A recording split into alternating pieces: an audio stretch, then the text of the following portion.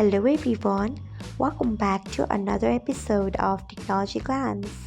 Today in this video, I'm going to guide you through how you can remove date of birth on X. So let's get started. Firstly, open X app in your device. Then tap on your profile icon.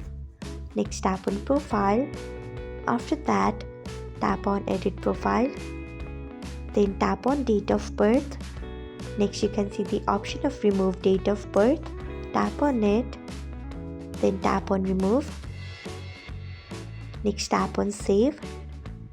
So this is how you can remove date of birth on X.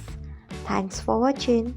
If you found this guide helpful, we would love it if you hit the thumbs up button below. We upload great new tech tutorials like this one every day, so do not forget to subscribe to our channel and hit the bell icon so that you'll never miss another update.